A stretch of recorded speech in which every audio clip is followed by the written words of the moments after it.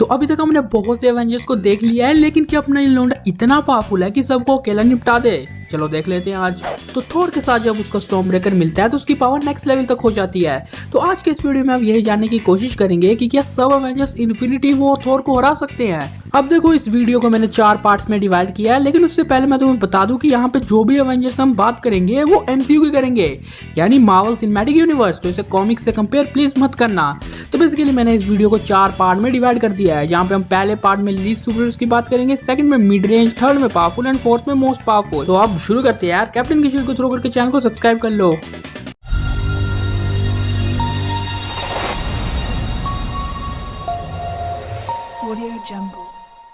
तो सबसे पहले अपन लोग बात कर लेते हैं अपने लीस्ट एवेंजर की, यानी राउंड 1 की। तो बेसिकली राउंड 1 पे हमारे पास 4 एवेंजर्स है, Rocket, Drax, Hawkeye and black widow. हालांकि रॉकेट को अगर मैं उसके साथ वेपन्स दे दूं तो मैं उसे और ऊपर कर सकता था, और ड्रैक्स को भी मैं कर सकता था, लेकिन मैंने इन्हें यहीं पे किया। तो बेसिकली अगर थॉर की इनके साथ कभी लड़ाई हो जाती है तो अगर ये साथ में भी आ जाए तो थॉर को नहीं हरा सकते, और ये सीधी सी बात है। थॉर अगर एक लाइटनिंग स्ट्राइक मारेगा तो चारों का खेल खत्म। राउंड 2 की ओर बढ़ते हैं।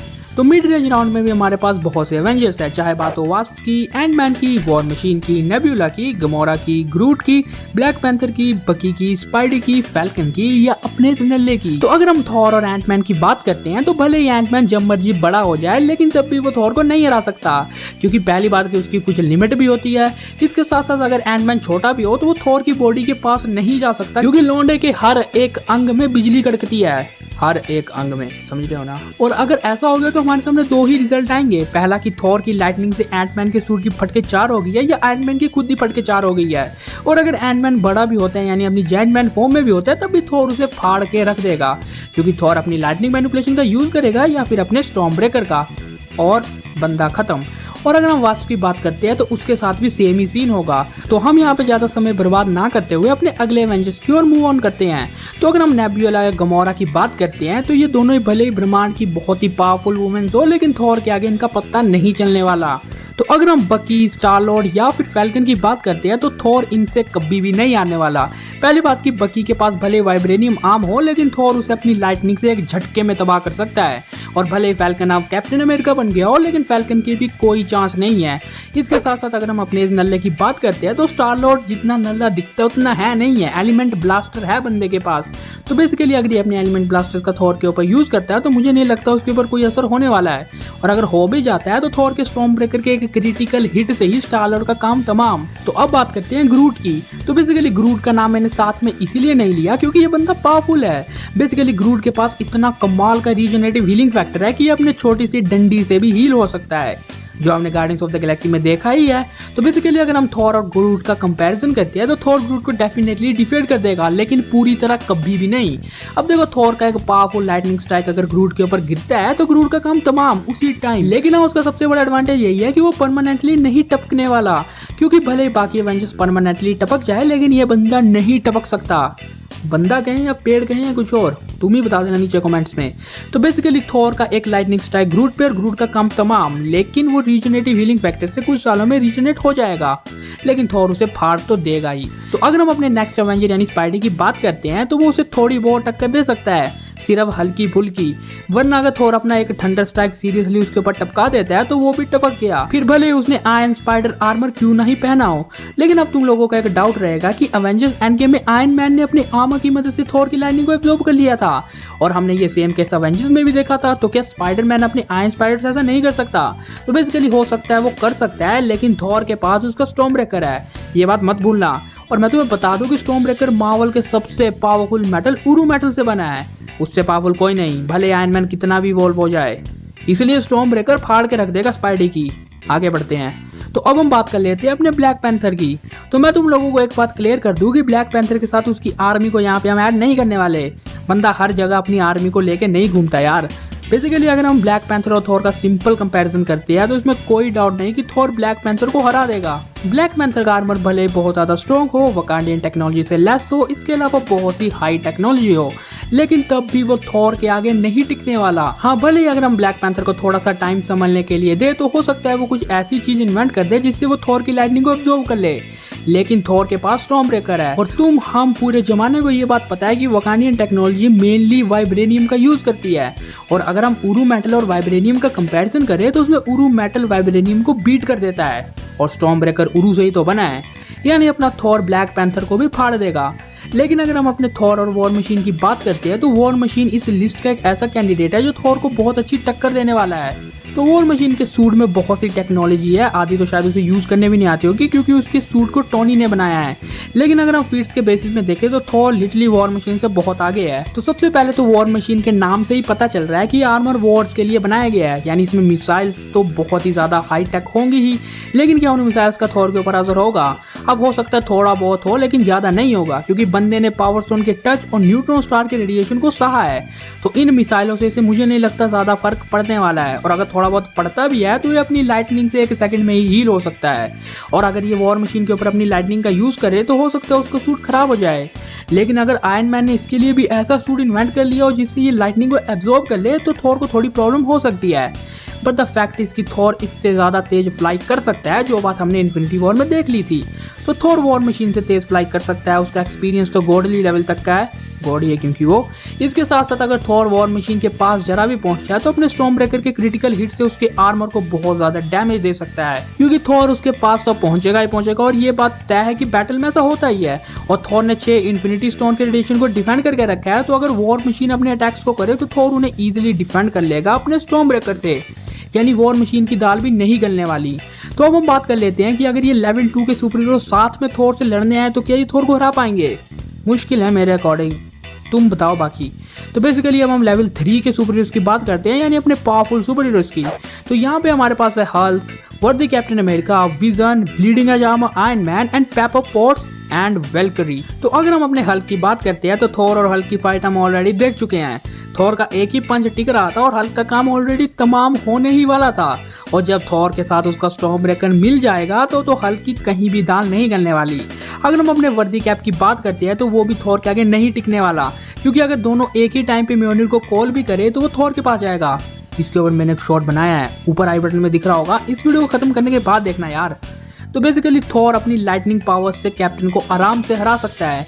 हालांकि एक और एडवांटेज है कि कैप्टन के पास भले थॉर की लाइटनिंग पावर्स हो, लेकिन उसकी फिजिकल पावर रद्दी भर भी नहीं है, यानी थॉर की फिजिकल पावर्स कैप्टन के आगे बहुत ही ज्यादा है, जिस वजह से वो कैप्टन को इजीली डिफेंड कर देगा। अगर हम विजन की बात करते हैं तो सबसे बड़ा मेजर फैक्टर है उसके एक्सपीरियंस का। हमने देखा था कि विजन की हर कोई मारा जा रहा था इन्फिनिटी वॉर में, यानी उसके पास एक्सपीरियंस नहीं है, लेकिन थॉर के पास 1500 साल का एक्सपीरियंस पड़ा है। इसके साथ साथ हमने देखा था कि वो 6 इन्फिनिटी स्टोन के रेडिएशन को काउंटर कर पाया था, तो एक इन्फिनिटी स्टोन के रेडिएशन को काउंटर करना उसके लिए कोई बड़ी बात नहीं है। तो हो सकता है कि विजन के ऊपर पीछे से अटैक किया था, साले पीछे से अटैक कर रहे थे, तो हो सकता है इस वजह से विजन अपनी पूरी पावर्स को यूज ना कर पाया हो, लेकिन तब भी अगर वो पूरी पावर्स के साथ आए तो थॉर के आगे वो कुछ नहीं। बेसिकली माइंड स्टोन के ब्लास्ट को थॉर इजीली सर्वाइव कर सकता है अपने स्टॉर्म ब्रेकर की हेल्प से, या काउंटर कर सकता है, और फिर थॉर अपनी लाइटनिंग मैनिपुलेशन या अपने स्टॉर्म ब्रेकर से विजन को फाड़ सकता है। लेकिन विजन के पास उसकी सबसे बड़ी इंपॉर्टेंट चीज है कि उसके पास फेजिंग एबिलिटी है, जिस एबिलिटी की मदद से उसके आर पार कोई भी अटैक नहीं जा सकता अगर वो उसे यूज करे। तो बेसिकली थॉर और उसकी फाइट बहुत ही लंबी होगी, क्योंकि अगर वो बार बार उसे यूज करता रहा तो फाइट खत्म नहीं होगी। तो तुम्हें पहले बता दूं, विजन के बहुत से अटैक्स को थॉर सर्वाइव कर जाएगा, और थॉर अपनी ठंडे से हील भी हो सकता है, तो ये फाइट लिटरली बहुत ज़्यादा टाइम तक चलेगी। लेकिन फाइट में एक ऐसा मोड जरूर आएगा जहाँ पे थॉर को एक ऐसा पॉइंट मिलेगा जहाँ पे वो विजन के ऊपर अटैक कर सके, और अगर उसने कर दिया तो विजन का काम भी तमाम। और अगर हम बात करते हैं अपने bleeding as armour Iron Man या अपने mark 85 Iron Man and nano technology से बेस्ड पेपर पॉट्स की, तो थॉर इन्हें भी डिफीट कर सकता है, अपनी लाइटनिंग से नहीं तो अपने स्टॉर्म ब्रेकर से। अब तुम लोगों ने ये बात साफ देखी ही है कि थॉर की लाइटनिंग को टोनी अपने सूट में एब्जॉर्ब कर सकता है, जिस वजह से थॉर की लाइटनिंग फीकी पड़ने वाली है। लेकिन क्या स्टॉर्म ब्रेकर फीका पड़ना है, ये रुक सकता है? बहुत ही टफ है। बेसिकली थॉर का स्टॉर्म ब्रेकर टोनी को फाड़ के रख सकता है बीच से। अब भले ही नैनो टेक्नोलॉजी से बेस्ड इस आर्मर में इतनी ज़्यादा टेक्नोलॉजी है कि ये फाइट को बहुत लंबा खींच सकता है, लेकिन मैक्सिमम अटैक्स का थॉर के ऊपर असर नहीं होने वाला। और अगर होता भी है तो थॉर अपने स्टॉर्म ब्रेकर से टोनी के पास पहुंच जाएगा, वो भी जल्द। और अगर ऐसा हो गया तो वो टोनी को फाड़ देगा, और अगर कुछ भी काम नहीं आया तो बायफोर्स तो जिंदाबाद है ही है। तो बेसिकली ये टोनी एंड रेस्क्यू को भी फाड़ सकता है अपने स्टॉर्म ब्रेकर की हेल्प से। लेकिन इस पावरफुल लिस्ट में जो इसे सबसे तगड़ी टक्कर देगी वो और कोई नहीं बल्कि वेल्करी ही है। अब देखो अगर वैल्करी के पास उसका पेगासस भी होता है तो वो लिटरली थॉर को बहुत तगड़ी टक्कर देने वाली है, क्योंकि पहली बात कि उसका एक्सपीरियंस थॉर से बहुत ज़्यादा है। इसके साथ साथ थॉर भी पहले वैल्करी बनना चाहता था, हालांकि सिर्फ वुमेन्स होती है वैल्करी, और हाँ इसी तरह फीमेल पावर्स को भी दिखाना चाहिए। तो बेसिकली वैल्करी की एज ज़्यादा है, उसका एक्सपीरियंस ज़्यादा है और उसके कॉम्बैक्ट एबिलिटी भी हल्क को टेक डाउन करने का पोटेंशियल रखती है। तो बेसिकली अगर वैल्करी इतनी स्ट्रॉन्ग है तो वो थॉर को बहुत अच्छी टक्कर देने वाली है। हालांकि अगर तुम लोग इस फाइट को खुद ही ध्यान से सोचोगे तो टील एंड थॉर इस बैटल को जीत जाएगा, या फिर अपनी लाइटनिंग एबिलिटी से या फिर अपने स्टॉर्म ब्रेकर से, लेकिन वैल्करी थॉर को सबसे लॉन्ग फाइट देने वाली है। अब एक और फैक्टर ये भी है कि इस लिस्ट में जो पहले कैरेक्टर थे वो टेक्नोलॉजी बेस्ड थे या उन्हें अपनी पावर एक्सीडेंटली मिली थी, लेकिन वैल्करी एक प्योर वॉरियर है जिसने इतने सालों तक ट्रेनिंग किया है, तो वो थॉर को बहुत अच्छी टक्कर देने वाली है। लेकिन थॉर को हराने के बाद ये नहीं होने वाला, और अगर थॉर हेला को इतना पावरफुल लाइटनिंग स्ट्राइक मार सकता है और इतने पावरफुल अगर ये वैल्करी को मारता है तो वैल्करी को बहुत डैमेज होने वाला है। हालांकि हेला का बाल भी खराब नहीं हुआ उससे, लेकिन हाँ ये थंडर स्ट्राइक वैल्करी के ऊपर इफेक्ट कर सकता है। हालांकि वैल्करी की स्वॉर्ड्स भी बहुत पावरफुल है जिन्होंने हेला के ऊपर इम्पैक्ट दिखाया था। तो अगर वो थॉर के ऊपर भी इन पावर्स का यूज करती है या इन स्वॉर्ड्स का यूज करती है तो उसके ऊपर भी इफेक्ट पड़ने वाला है।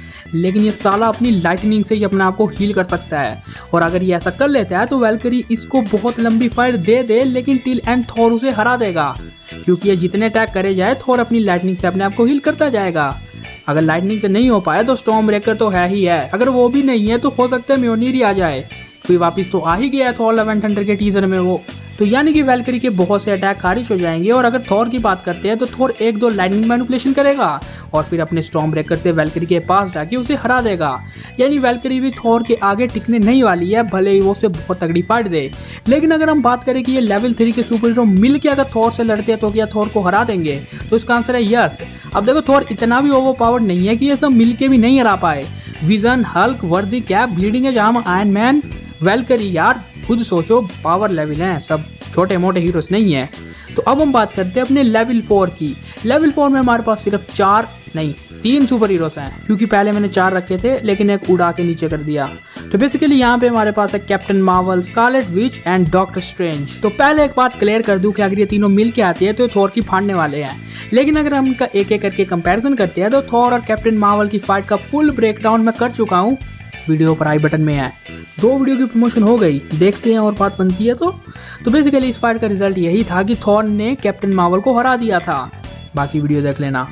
लेकिन अगर हम अपने थॉर और स्कारलेट विच की बात करते हैं तो ये बैटल डिफरेंट वेज या डिफरेंट पॉसिबिलिटीज में होगा।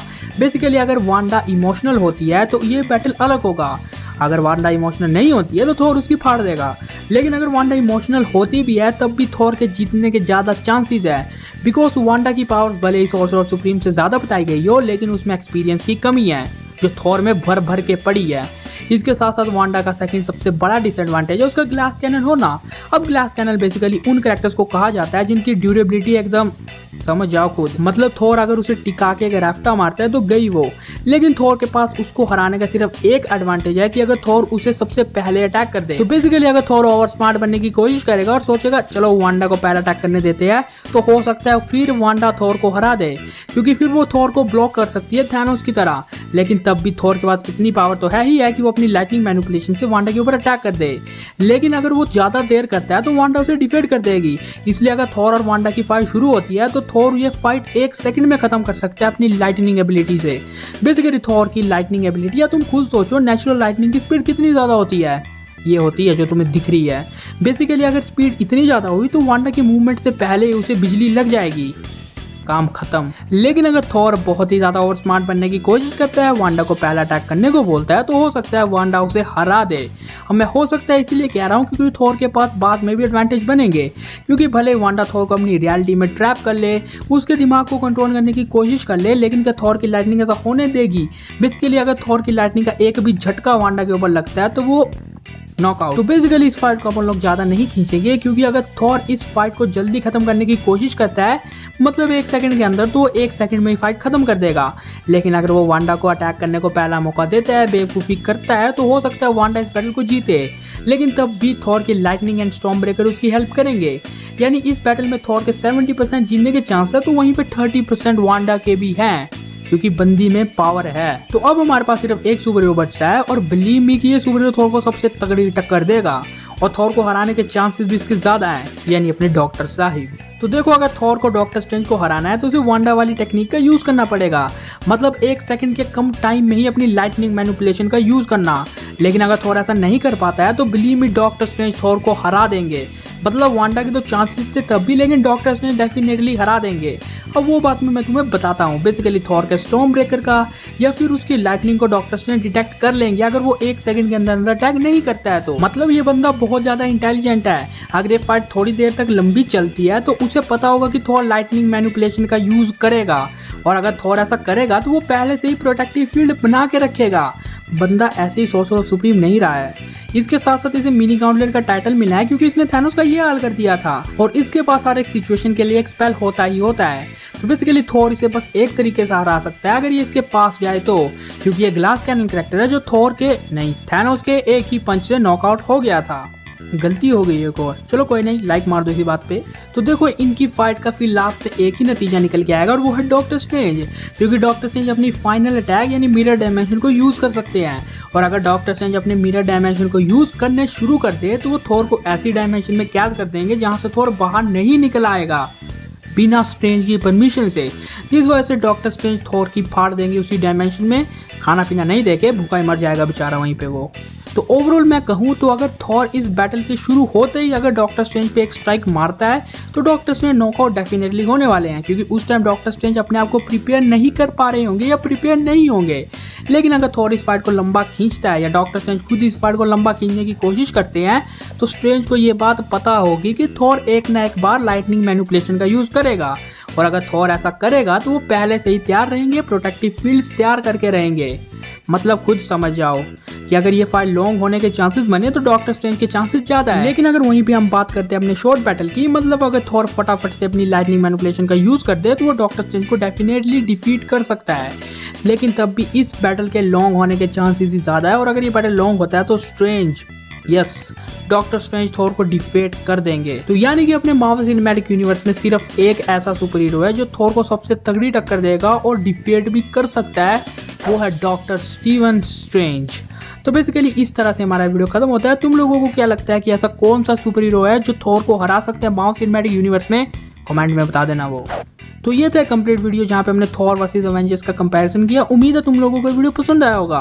वीडियो पसंद आया तो वीडियो को लाइक और शेयर ठोक के जाना, चैनल को सब्सक्राइब करके बगल वाले बेल आइकन को जरूर ऑन कर देना। And never forget to your super studios and you all are super heroes 10, so assist and assembled.